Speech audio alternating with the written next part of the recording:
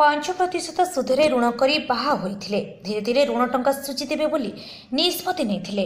ହେଲେ ସାହୁକାର ମହିଳାଙ୍କ ଅପମାନ ଓ ନିର୍ଯାତନା ଅସମ୍ଭାଳ ହେଲା। ତେଣୁ ଝୁଲି ପଡ଼ିଲେ ଯୁବକ। ଏପରି ହୃଦୟ ବିଦାରକ ଘଟଣା ଆଦିବାସୀ ଅଧ୍ୟୁଷିତ ମୟୂରଭଞ୍ଜ ଜିଲ୍ଲାରେ ଘଟିଛି। ମୃତ ଯୁବକଙ୍କ ମାଙ୍କ ଅଭିଯୋଗ କ୍ରମେ ପୋଲିସ ଘଟଣାର ତଦନ୍ତ ଚଳାଇଛି। କପ୍ତିପଦା ଥାନା ଡିବାସାହି ଗାଁର ଦୀପକ ପାତ୍ର ଗତ ମାର୍ଚ୍ଚ 10 ତାରିଖରେ ବିବାହ କରିଥିଲେ। ବୈଦିକ ରୀତିନୀତିରେ ବିବାହ ହୋଇଥିଲା। ସେ ଜଣେ ଗରିବ ଶ୍ରେଣୀର ହୋଇଥିବାରୁ ନିଜ ବିବାହ ପାଇଁ ଗାଁର ଜୈନିକ ମହିଳାଙ୍କଠାରୁ 5% ସୁଧରେ 10,000 ଟଙ୍କା ଋଣ ଆଣିଥିଲେ।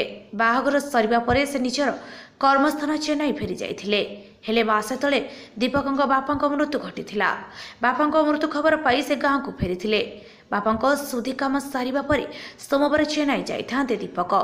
ସେଥିପାଇଁ ଟ୍ରେନ୍ ଟିକେଟ୍ କାଟି ଦେଇଥିଲେ। ବ୍ୟାଗ୍ ସଜାଡ଼ି ଦେଇଥିଲେ। ସନ୍ଧ୍ୟାବେଳେ ଟ୍ରେନ୍ ଥିବାରୁ ଘରେ ପତ୍ନୀଙ୍କ ସହିତ ସମୟ ଅତିବାହିତ କରୁଥିଲେ। ତେବେ ପୂର୍ବାହ୍ନରେ କୌଣସି କାମରେ ଗାଁ ଛକକୁ ଯାଇଥିଲେ। ସେଠାରେ ଟଙ୍କା ଧାର ଆଣିଥିବା ମହିଳାଙ୍କ ପୁଅ ତାଙ୍କୁ ଦୀପକ ଗାଳି ଦେଇଥିଲେ। ଏପରିକି ତାଙ୍କୁ ତାଙ୍କ ଘରକୁ ଡାକି ନେଇଥିଲା।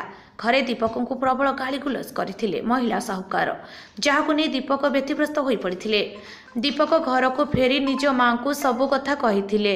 ଅପମାନ ସହି ନ ପାରି ମଧ୍ୟାହ୍ନରେ ସେ ନିଜ ଶୋଇଥିବା ଘରେ ଫ୍ୟାନରେ ଶାଢ଼ୀ ଲଗାଇ ଝୁଲି ପଡ଼ିଥିଲେ। ପରିବାର ଲୋକେ ଯେତେ ଡାକିଥିଲେ ମଧ୍ୟ କବାଟ ଖୋଲି ନଥିଲେ। ଶେଷରେ କବାଟ ଭାଙ୍ଗି ଘର ଭିତରେ ପଶିଥିଲେ ପରିବାର ଲୋକେ। ସେତେବେଳେ ଦୀପକଙ୍କ ମୃତଦେହ ଝୁଲୁଥିବା ଦେଖିବାକୁ ପାଇଥିଲେ। ଏନେଇ କପ୍ତିପଦା ଥାନା ପୋଲିସ ସୂଚନା ଦେଇଥିଲେ। ପୋଲିସ ମୃତଦେହ ଜବତ କରି ବ୍ୟବଚ୍ଛେଦ ପାଇଁ ପଠାଇ ଦେଇଛି। ତେବେ ଏଠି ପ୍ରଶ୍ନ ଉଠୁଛି, ସାହୁକାରୀ କରିବା ବେଆଇନ। ଏହି କୁତ୍ସିତ ପ୍ରଥା ପାଇଁ ଜଣେ ଯୁବକଙ୍କ ଜୀବନ ଯାଇଥିବାରୁ ଏହା ବିରୋଧରେ ପୋଲିସ କ'ଣ କାର୍ଯ୍ୟାନୁଷ୍ଠାନ ଗ୍ରହଣ କରୁଛି ତାହା ଦେଖିବାର କଥା। ସେପରି ସାହୁକାର କରିଥିବା ସମ୍ପୃକ୍ତ ମହିଳାଙ୍କ ବିରୋଧରେ ଦୃଢ଼ କାର୍ଯ୍ୟାନୁଷ୍ଠାନ ଗ୍ରହଣ କରିବାକୁ ସାଧାରଣରେ ଦାବି ହେଉଛି। ବ୍ୟୁରୋ ରିପୋର୍ଟ ଅପରାହ୍ନ ଲାଇଭ୍।